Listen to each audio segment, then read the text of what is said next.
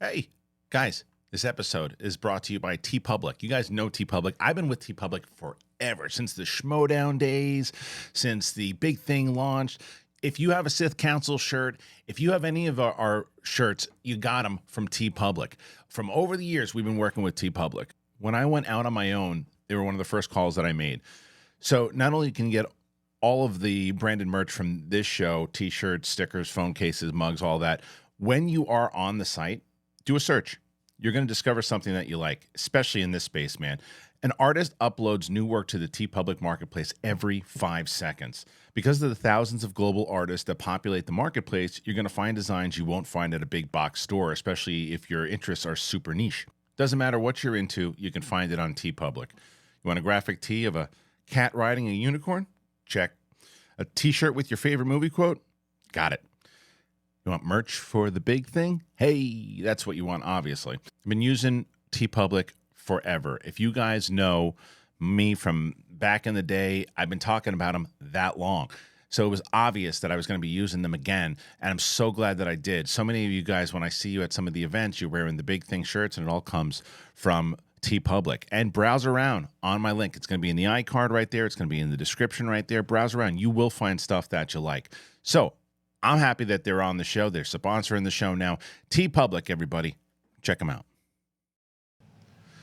What's going on, everybody? Welcome back to The Big Thing. It is Friday, and we're doing a Big Thing episode today. Capes and Cows will be coming back. Almost had Winston back this week. We're getting close. I think that with the negotiations happening with the strike, I believe we're going to start to get episodes soon with Winston and Coy back. Fingers crossed. Hoping to do that. But nonetheless, there was stuff to cover outside of just the comic book movie realm. There are stories inside of that realm, obviously, but there's other things I wanted to cover today, so I figured we'll do a shorter episode of The Big Thing, give you a Friday episode, and yeah, just talk about some of the topics that are going on right now. One of those topics, obviously, is Blue Beetle. It's tracking right now to have an opening weekend around 30 million or so, and it's on par to do what Shazam 2 did, and it's also a little lower than The Flash. Now, right away you go, oof.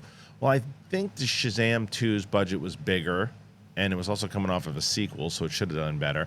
And The Flash had a much bigger budget. So is it a bad thing that it's tracking for that? And does it have the legs? And is it poised in a place that it can actually come back and make a profit? We'll talk about that.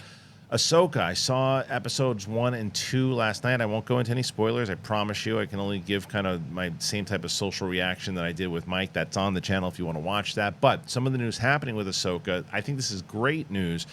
Well, the first part of it is that they're pushing it till Tuesday. The show's going to come out on Tuesdays now, which you're like, okay, great, Tuesday at midnight. Tuesday at 6 p.m.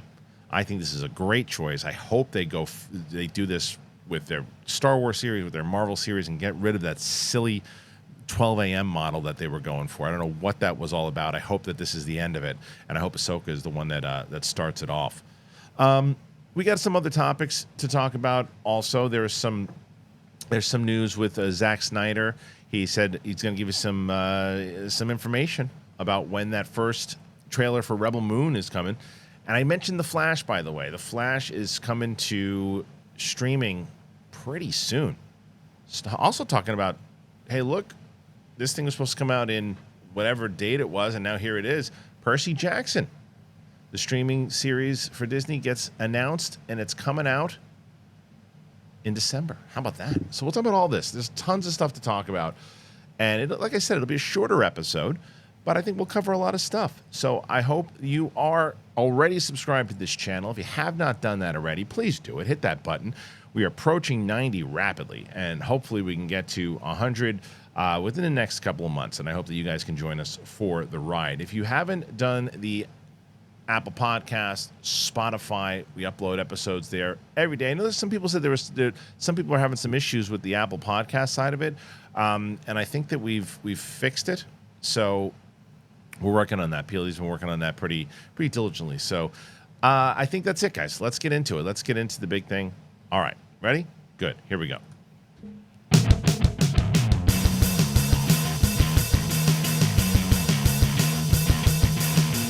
What's going on, everybody? Welcome back. Big thing. It is Friday. August 18th, 2023.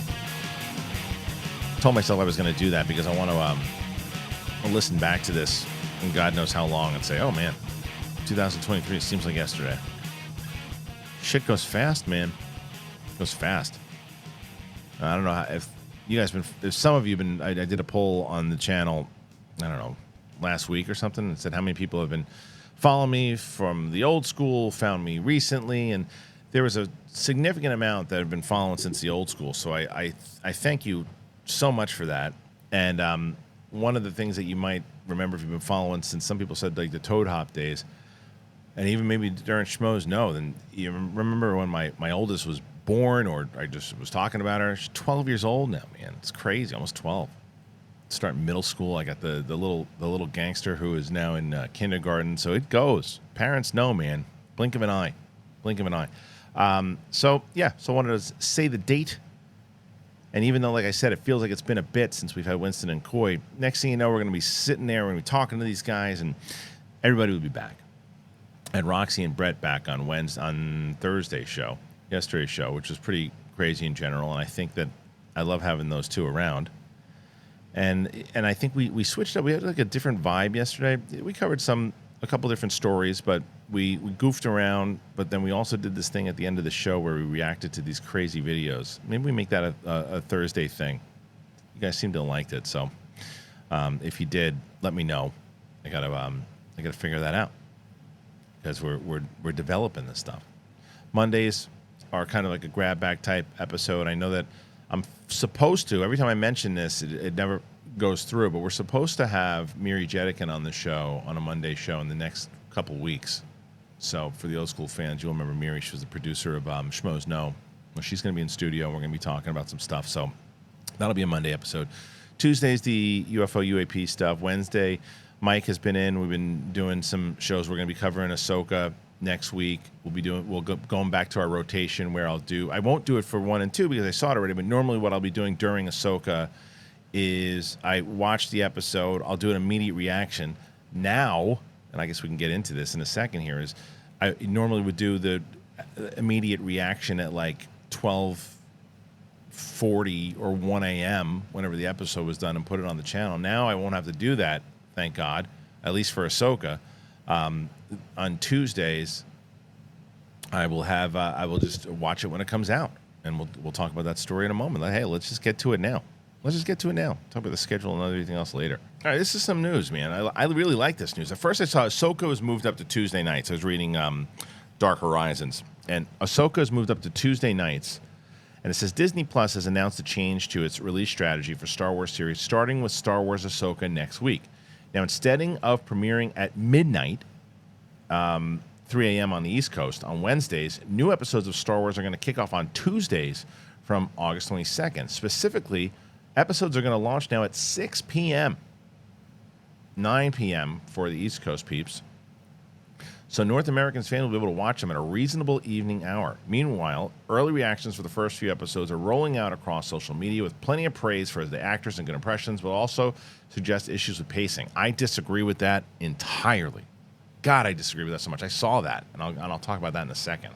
I love Jermaine. Jermaine's a buddy of mine, but he said, I think Ahsoka has a lot of potential. As a Rebels fan, I felt a connection that was special, and yet it's hugely epic and sometimes oddly flat.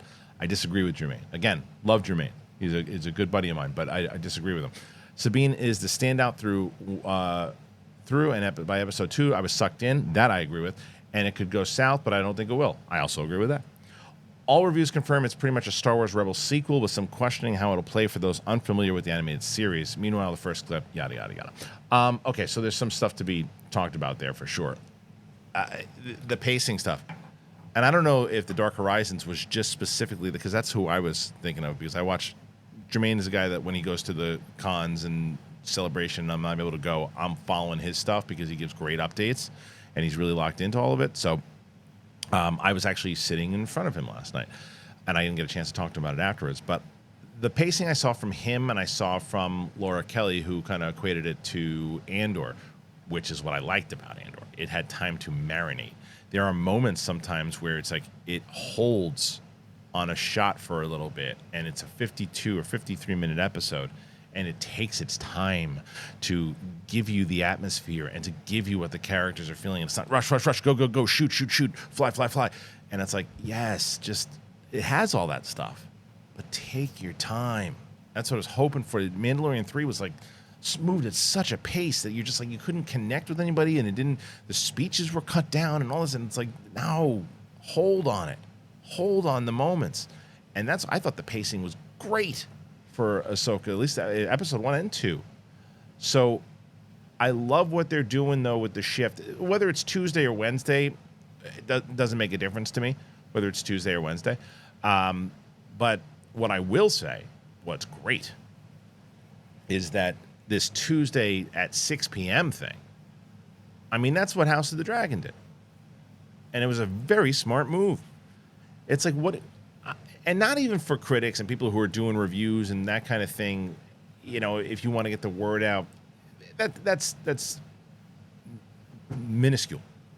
It's like, yeah, we want the fans to talk about it, but making the fans stay up to like 12 a.m. and even if they're like, I'll watch it tomorrow, as opposed to, push it back to Tuesday at 6 p.m. and then you get everybody talking about it in the middle of dinner time, and it's trending. And I never understood the strategy of putting something out at 12 a.m. and when you want it to be part of the conversation. I never understood that. Like, again, yes, being someone who covers these types of shows and is doing the reactions, it is a pain in the ass as far as being able to, like, I normally go to bed because I got 2 kids, and I usually go to bed like 10:30, 11 o'clock. So pushing myself, because I wake up early. I wake up at like 6 in the morning, 5:30, 6 in the morning. So when I wake, I'm starting to get tired at that point. I'm like, okay, I got to do it, got to cover it. And a lot of times you'll see me, like the reviews that I do, I'm in my kitchen and I'm doing the immediate reaction to it. And then you watch my kind of immediate reaction to House of the Dragon, you see a lot more energy. I'll tell you that. So yeah, for me, and again, this is not why anybody should, for people who are reviewing these things, but for the fans, you want to make sure that the excitement is there. You're going to get 2 people. You're going to get those hardcore fans that are going to watch it at 12 a.m. or 3 a.m. rather, at the East Coast, right? And they're going to watch it. They're going to tweet out about it. They're going to talk about it. But what kind of energy do they have at that point? And when they wake up in the morning, they're in the cycle of the tweets and posts and all that stuff. By the time people are waking up, does it push past it a little bit? Do you get more coverage if people are going nuts about it? Again, from critics and from fans. This is a great move. This is a really smart move, and I hope that Star Wars continues to do this, and I hope Marvel takes a page out of this too. Get rid of this silly 12 a.m. thing. It makes no sense. I have not heard a good explanation to why they have done this in the past. I feel like they're the only ones that do it. Because when HBO Max has a show or any of these shows, they drop them at a certain time. They don't drop them at 12 a.m. I don't get it. I would like to know if you guys have an idea of why they did that in general, if you think it's a good move at all. As far as the show goes, man, I really like the tone of it. I really like the tone of it. It's not goofy. It feels like the one thing is, yes, sometimes you notice the volume. I don't think you're ever going to get past that with these shows now. I think that when you look at something like Andor or the majority of House of the Dragon, I know that there's some stuff that was shot in the volume.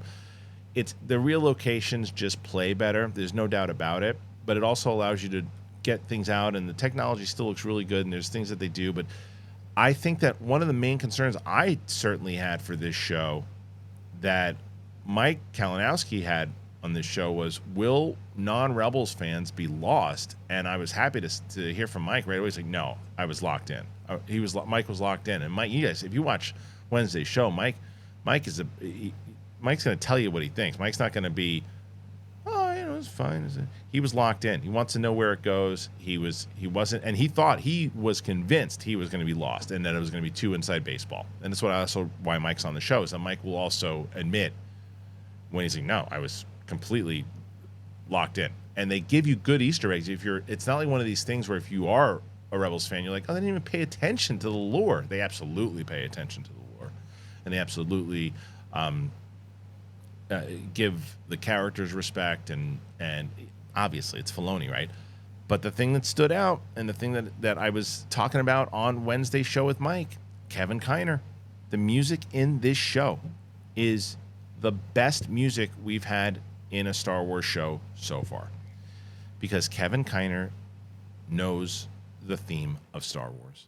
He takes John Williams and what John Williams set up, and he doesn't try to mimic John Williams. He certainly pays homage to it and plays towards certain themes. But there are times that if he's like, oh, that's very John Williamsy. Oh, and then he took it and made it his own, but it still feels so right. The opening scene, again, not spoiling anything, don't worry. The opening scene, the music that plays, there's one particular moment you're like, oh, that feels very like almost like episode one-ish, but there's something new to it. It's brilliant. His music is brilliant. There's something that happens at one point in it, the music, and I said, well, that seems very modern. And then I was like, wait, I see what you did there. I like that. And I'm curious what people are going to say, but I think Kevin Kiner should be doing the music for every Star Wars series, every Star Wars movie. I know there's only so much time the guy has, but this should be your composer for Star Wars once John Williams says, I don't want to do it anymore. If John Williams wants to do all the movies, and if he wants to do all the series, you let John Williams do whatever he wants to do. Obviously, he's John Williams. But if he decides, this is it, I'm hanging up the hat, Kevin Kiner should be the guy. I would have loved to see what Kevin Kiner would have. And nothing against the composer for Obi-Wan. I think she's a great composer, and what did she do? She did something I really liked. It was a Marvel series. Loki. Didn't she do Loki? She did Loki. I really liked Loki's music. And I don't know if it was necessarily her score or it was the direction she got for the score. But I didn't love the score in Obi-Wan. I thought there could have been new themes combined with old themes, and it just didn't hit for me. But it really stands out in Ahsoka. But speaking of Obi-Wan, this is from Comic Book Movie. Deborah Chow, who directed the Obi-Wan Kenobi series, season 1, confirms that Ewan McGregor has been pushing for a second season. Deborah Chow has shared her thoughts on a possible second season, while also sharing her thoughts on the way Hayden Christensen has been embraced by the fans since his Star Wars return. Obi-Wan Kenobi was a hit with Star Wars fans, with the show shedding new light on the Jedi Master's first meeting with Princess Leia, his previously unheard rematch with Darth Vader, and much more besides. The series ended with another decade to go before the events of A New Hope, and we can't discount the possibility that Obi-Wan went on to other adventures during that time. He and the Sith Lord, once known as Anakin Skywalker, may have crossed paths again. I hope not. Talking to The Hollywood Reporter, Obi-Wan Kenobi director Deborah Chow confirmed star Ewan McGregor has been pushing for a second season since the moment the camera stopped on the first season.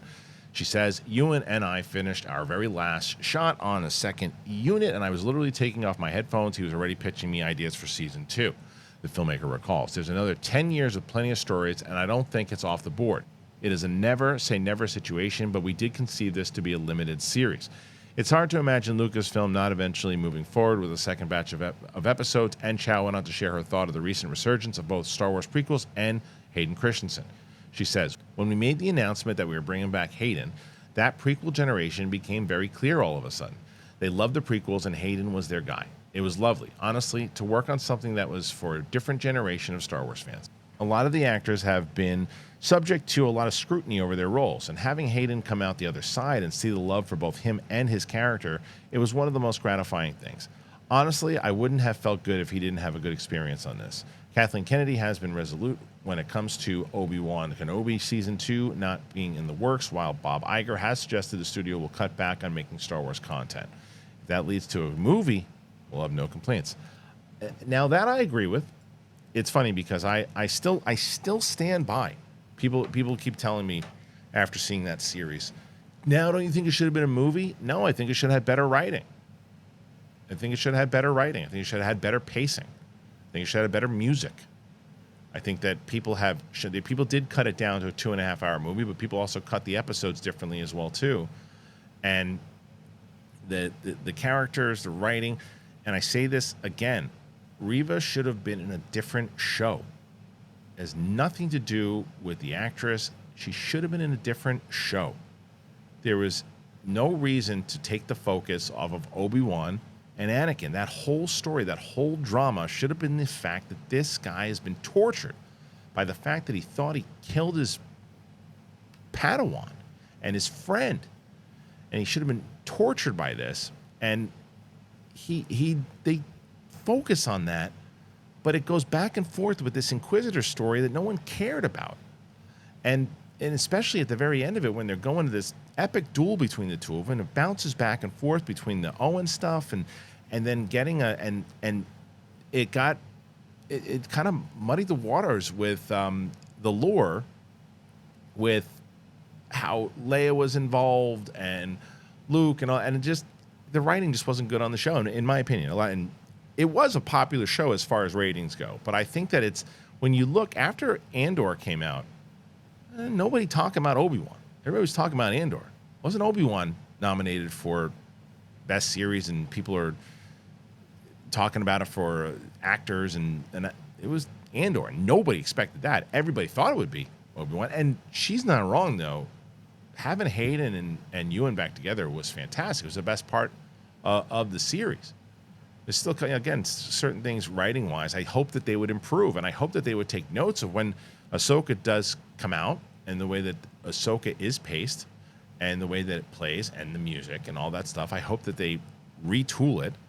And they should take a note out of what they did with Andor. Now, I do agree that not everything should be Andor. Not everything should be a real flushed-out drama with heavy dialogue in this, but I think Obi-Wan could serve from that. Now, I'm not telling you don't cut out I'm not telling you to cut out the big action scenes. That was great, but there was some minutia, and we always bring that Benny Hill scene from when Flea is chasing Leia around the woods. I mean, that kind of stuff. It's like you don't need that kind of stuff. And I hope that if they do a second series with Obi-Wan, that they either really work on the writing, and I think, correct me if I'm wrong, but I think a lot of it was shot during the pandemic, and and there was only so much that they could do, so they couldn't do. They were kind of handcuffed behind the volume, so maybe they had a chance to change things up. Hayden, I don't think. Well, I was going to say Hayden shouldn't be in Obi-Wan season 2. If you're going to put Vader in it, season 2, they shouldn't meet again. I was all for it. You guys know I was all for it because I think, and that was the other thing that drove me crazy, is that the whole reason and basis behind the conversation of that Luke has with Vader in Jedi is Obi-Wan once thought as you did. And I was like, well, that's your Obi-Wan series right there. He's got to think that he can bring him back. And he doesn't really do it. He kind of gives up. He doesn't. There's not like this thing where I thought it was going to be him actively trying to get Anakin to come back, and he does have that realization at the end. He's like, oh, then he's dead or whatever he says to him, but he doesn't. It wasn't the driving force of like I really got to convince him and have him come back and try to bring, because then you're like, oh yeah, that's what they're talking about. That's when Obi-Wan once thought as he did, but now he's like more machine than man. Nonetheless, all that stuff happened already. He thinks he's a machine. That's it. Let him go off on his own adventures. If you want to see Vader doing a side mission, that's still why I still think that I would love to see. I brought this up a couple different times, and I would love to see it come to fruition as this anthology series in live action that I think that they could get away with so much stuff to do where they wouldn't have to commit to full series or even a movie, right? And it's like basically an anthology series where you would have just called the Star Wars, and you can cover it on any different period of Star Wars. So if you wanted to do a 3-episode arc of Obi-Wan with Qui-Gon and as a Force ghost, and he's teaching him things and telling him get more in peace, and now that the stuff with Vader is in the past, and he's got to protect the child, and there's a couple things that happen on Tatooine, and you do a 3-episode arc, you get Ewan back, you get whoever back, and you do 3 episodes, great. And then the next episode, episode 4, it's essentially kind of like what Visions does, right? But it's like episode 4 is the Old Republic, and you have 2 episodes in the Old Republic, and you introduce some characters there, And who knows that if you spark enough interest out of some of these episodes, there could be a throwaway where you're like, I didn't really like that whole thing they did with the Ewok, and I'm done with it. But then the Old Republic stuff, that was interesting. Who was that character? I'd like to see more with that character. And then they spin off a series. There's so much you can do with an anthology series that I'm trying to put that into the universe, and hopefully that happens. But who knows? But I wouldn't mind seeing something, especially a movie with Ewan, for sure, if they were going to do something. But all right. Okay, before we move on, I keep telling you guys about Rocket Money. And I've told you about Rocket Money, and I keep telling you about Rocket Money. And I really hope that you guys have been trying it, because it has helped me out tremendously. I use it all the time. It'll tell you your updated credit score, but it also, the main thing the reason I signed up for it is because I had all these different subscriptions.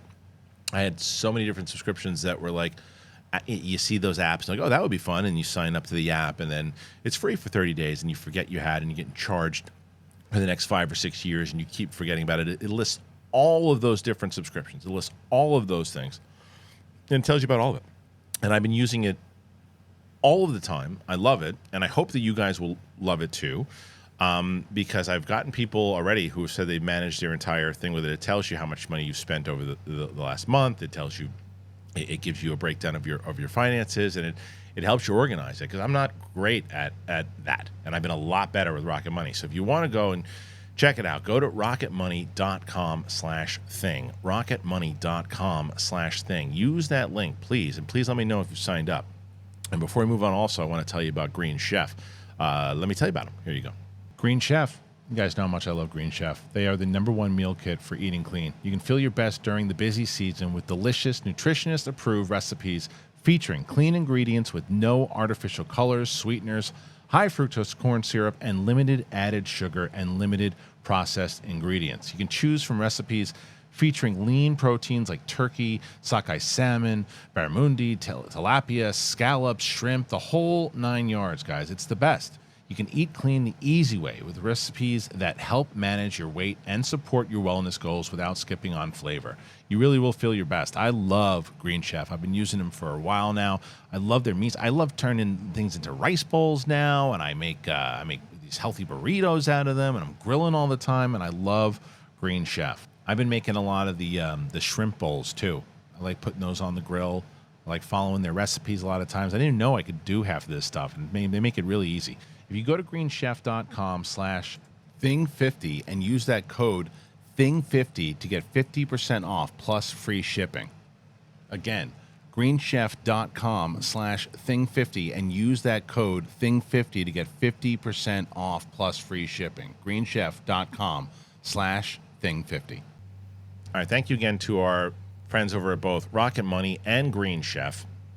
As I've mentioned time and time again, I see people all of the time who ask and say, hey, how come you don't go live anymore? I want to try to contribute to the show. I'd like to give support. I listen to your show all the time. I'd like to show my support. How can I support you? I think, and this is one of the things that I try to tell you guys, that I try to bring on sponsors that I think you're going to like, and I think that will resonate with you, and that way you feel like you're helping out the show, but you're also getting something for yourself. So please consider one of our sponsors today, whether it's Rocket Money, Green Chef, or getting yourself a shirt from TeePublic. Any of those help. All right, let's get to some more news here. Blue Beetle. So it made $3.3 million on Thursday previews, and that's just below Shazam 2. So it's now in theaters, and the DC Comics movie is off to a decent, if not spectacular, start at the box office, taking a 3.3 from Thursday night preview screenings. This is from Mark Cassidy. Blue Beetle arrives in theaters this weekend, and the movie kicked off its box office run by taking in a so-so $3.3 million from Thursday preview screenings in North America. This puts Jaime Reyes' first big screen outing on track for an estimated 25 to 30 opening.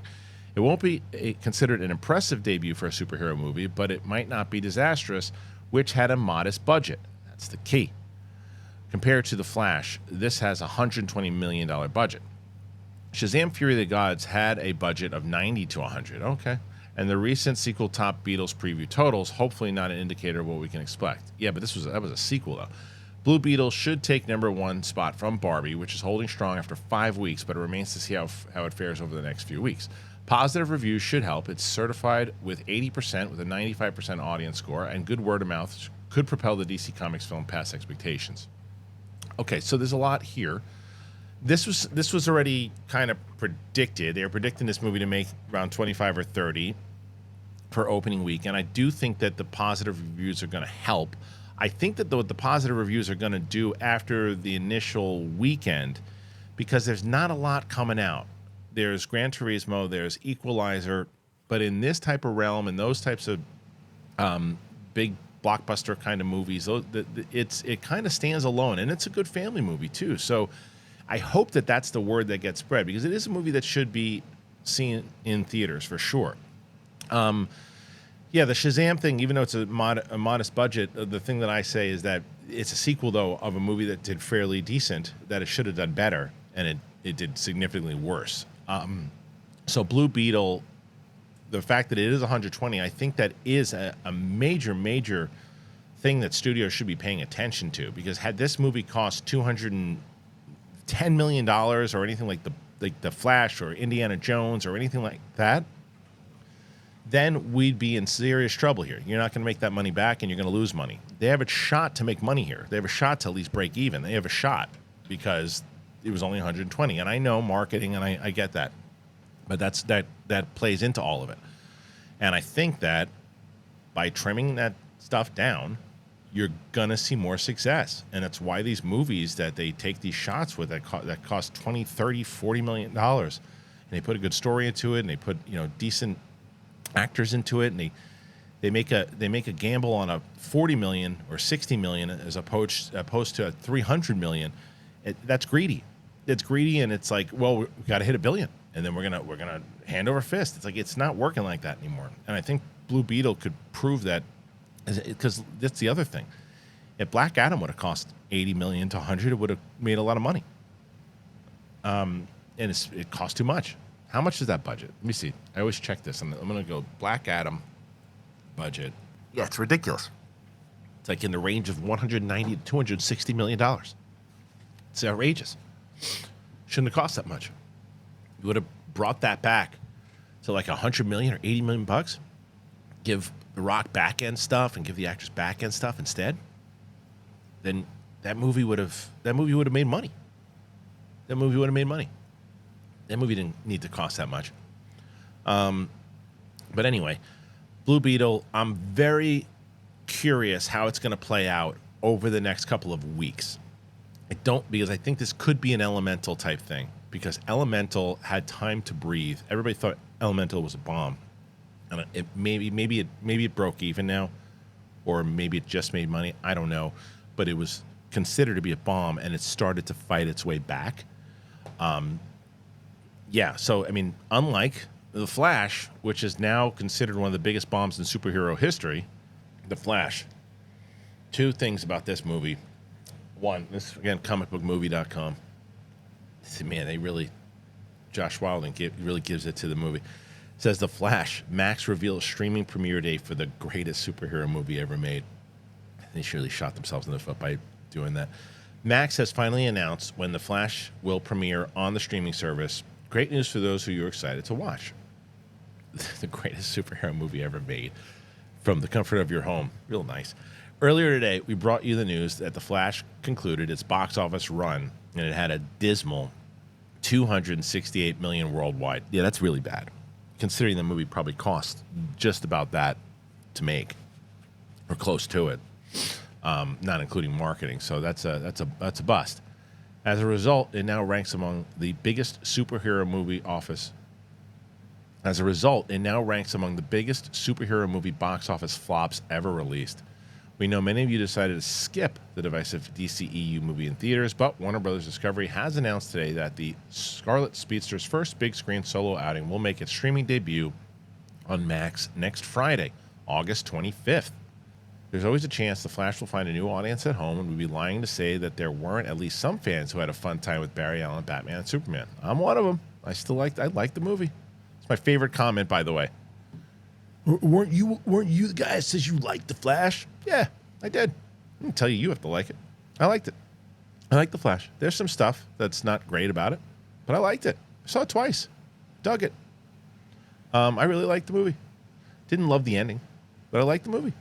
But I think that there are going to be some people who dig it, but there's a lot of people who don't. I'm surprised at how many people don't like this movie.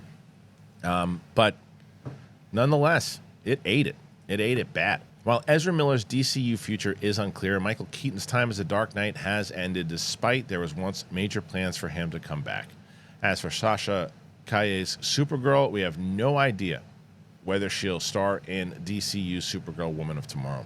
Prior to The Flash's release, the studio proudly touted glowing reactions from celebrities like Tom Cruise, Jaden Smith, Stephen King.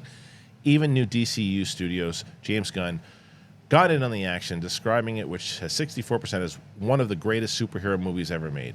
Early screenings allowed fans and critics to share their thoughts, but as time passed, it became clear people weren't thrilled with what they were seeing. Bad VFX, that I agree with. Weirdly released cameos, that I agree with. And a messy story sealed The Flash's fate. I didn't mind the story. And decimated positive word of mouth.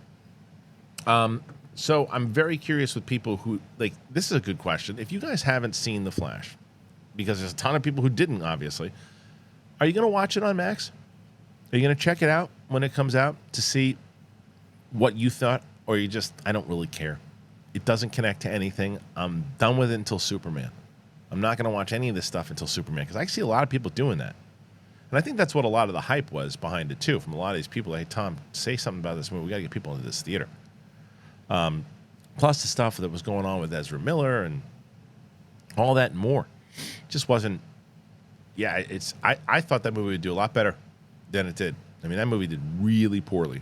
And the CGI is awful. The VFX are, I mean, there's parts of it, sometimes it's cartoonishly bad. Not all of it, I should say. That's not all of it, but there are some times where you're just like, it's like Scorpion King level. Like, oof, what are you doing? So, and that's tough to get an audience behind, right? And like that opening scene, I watched Late to the Party. They did a reaction to it, watching it for the first time. And I was watching them, because when I saw that scene, there's an opening scene that happens that I'm not going to ruin for people if you haven't seen it. There's an opening scene that in the theater, I was like, oh, that plays, I mean, the CGI in the scene is bad, and that's where I really looked at it. But I said, that plays kind of fun in the theater. And I watched them watching it, and they were not reacting in a way that clearly that the director, that Muschietti had intended, right? Like the stuff, like even there were some times like that they were like cringing. And when I saw it in the theater, I was like, oh, I had fun watching this particular scene. And people were laughing and everything too. But watching them, I felt the vibe and the energy of the way that they were watching it. Not only like, oh, they don't see this the same way as I do. I felt it when they were watching. I was like, oh, I can understand why they're reacting this way, because it's not playing the same way that it did when I saw it twice in the theater. But watching it with them, I was like, oh, I can see where some people are going to really go, ugh. So, and as far as the other actors in it, I thought Sasha was pretty damn good in the role. I thought she needed more to do. But I think it goes back to the same thing. And even though it's sad because she's only got a chance to play the character once. Now, I know what the argument's going to be here. What I'm about to say, even before I say it. But I think with Gal, Jason Momoa, Henry Cavill, anybody involved in any of connected to the DCEU, you got to scrap it. You can't make it confusing to the audience. They're like, oh, wait, that's Supergirl in that movie, and now she's in it. So she's connected to that? She's not. What? I don't. Who? Where? That's going to happen. And people are going to say, well, they already said that Xolo Mendoza is coming back for Blue Beetle, so why not just do the same thing? He's going to be that movie isn't necessarily connected to it, but he is. So isn't that confusing? No, because I've seen the movie. The Flash is very much connected to Man of Steel, to the DCEU in general. It connects to all of that stuff. Blue Beetle stands on its own. They mentioned characters in the DC, but that could have been from anything. And if they did, it went over my head and I didn't even hear it. And it's not enough to where you would be confusing to anyone. So you can use him and bring him back, and it won't be confusing. Now, would it be as confusing to bring back Sasha as Supergirl as it would bringing Wonder Woman? No. You could get away with it. You could get away with it. I just think that those questions in general I think I think I think she should do more with Warner Brothers. I'd like to see her be around more. I'd like to see her do other roles also because I think she's really good, and I wish they'd give her more to do. But I think that Supergirl, I think you gotta move on. But like I said, if they announced her coming back as Supergirl to give her another shot, that's not as confusing, and I wouldn't be like, why are they doing that? If you're gonna get rid of like that, when I said we were gonna bring Gal back, or the rumors were the Gal was gonna come back, I'm like, that makes no sense. Like, what are they gonna do? Is it gonna be Elseworlds? Like, what is it? You wouldn't have to do it Elseworlds, and you could connect it because the other side of that is because of the multiverse side, and she's connected in a different way that you could do it. You really could. You could do it. But maybe it won't be as confusing because nobody saw the movie, really. I don't know. Maybe if it gathers a life. How do you guys feel about it? I'm so curious in general about all your thoughts on Flash, about anything we just covered here. Okay, moving on. Percy Jackson. Percy Jackson gets a trailer. Now, this one's I'm a little bit more biased to this one now than I probably ever would have been. But this series was supposed to come out in, like, people didn't know, February, March, April. No, there was no announcement. So randomly, there's a teaser trailer and then an announcement date that it's coming out like December 10th or something. So it's coming out this year. Now, why do I have a bias to it? Because, as I mentioned, my daughter is now almost 12 years old. She read all the Percy Jackson novels. She loves Percy Jackson. We sent her to the Half-Blood camp for the last 2 years. She's a total Percy Jackson geek. I love it so much. She does the sword fighting. She does all this stuff. She loves it. I know more about Percy Jackson than I ever thought I would. And I'm probably definitely not going to get the name of the writer right. Rick Rodarian. Probably got that wrong. But nonetheless, he wasn't a massive fan of the movies. And he said they took a lot of liberties in the stuff that happened in those movies, and the fan base is not a fan of those movies because of the stuff that my daughter loves to bring this point up. Percy Jackson fans will know. I didn't know. Some of the was it not blue milk, but it's blue something he drinks or something like that, right? I don't know what it is, but it's something blue. And they asked Logan Lerman about it, and Logan Lerman didn't even know what the hell they were talking about, so they didn't really go over the different, all the little, things that are important to the Percy Jackson audience. But Rick is involved in this series, is very, very hands-on, wrote a lot of this stuff. I think he wrote a lot of the episodes. So he's involved very much into the series. So the trailer, it was too short to really have an opinion on it. It looks good. It doesn't look CW-ish, which I was always worried about. Only because if you watch like Willow turned out to be very CW-ish. And I don't think it's going to lean into that. It looks pretty high budget. And they're putting a lot of stock into it because if they get this fan base on board, it's going to take off. But I dug what I saw thus far, but it was so little of a little teaser. But the surprise that it's coming out at the end of the year, maybe they just need something because they have enough that they'd shot enough, they'd put everything together. Like, look, we need something, we need some material here with the strikes and all that, and Percy's ready to go. Let's throw it out there. Let's get it going. Now you hope that the strike is over by then, so the actors can promote it a little bit more and those types of things. But yeah, Percy Jackson. What do you guys think? Do you want to see it? Do you not care? Go ahead and let me know. Very curious. Okay, so Zack Snyder officially announces his first teaser for Rebel Moon. Zack Snyder fans have been waiting for a first look of the footage from his new Netflix science fiction movie, Rebel Moon, and the director has now officially announced the teaser trailer debut. We've seen a few behind-the-scenes clips in a featurette here, but the fans have been anxiously awaiting a first proper look at some footage from Rebel Moon, and the Justice League director has announced when the teaser is going to debut. He says he's putting finishing touches to the trailer, but it's ready to come out at Gamescom on Tuesday, August 22nd. That's this Tuesday. So he tweeted it out and said it's coming out. So we don't know for certain when it'll be released online, but it's a pretty safe bet that it'll be at the same time. Okay. So I'm actually really excited for this movie because it spawned from a Star Wars idea, and it's like a rated R Star Wars, and I think it's going to have like a Dune feel and all these different things. So too, of what he wanted to do, and he pitched it to Star Wars, and it was too out there. And I like the fact that he kind of created his own original IP off of it. That to me is very exciting. And I think that it allows him to get away from, again, the handcuffy thing of being locked into a DC, a Marvel, or whatever it might be. And you can create a whole new fan base and take your existing fan base and put it there, because I'm a science fiction guy in general. So there's going to be no expectations except I want to see a good movie. I'm going to watch it on my big screen. I'm going to watch it with sound, because it's going to be huge. I do wish that you could see this one. I mean, I guess it's we'll see. Maybe they do a release to it in the theater also. If they give options, I probably will want to see that in the theater. But I'm excited for this one, and I think it's going to do very well for Netflix. I think it's going to do very well for Netflix. I hope it's really good. I hope it's good, and I'm excited for it. So I'm excited to see what the trailer is going to look like, because I think that's going to bring a lot of it's going to answer a lot of questions, and that comes out on Tuesday. So I'll be reacting to that one for sure. I'm curious, what do you guys think about that, though? Are you excited for Rebel Moon? Do you want to see it first? Are you on board no matter what? Do you agree with me that the fact that he's creating this kind of original IP off this pitch? What say you?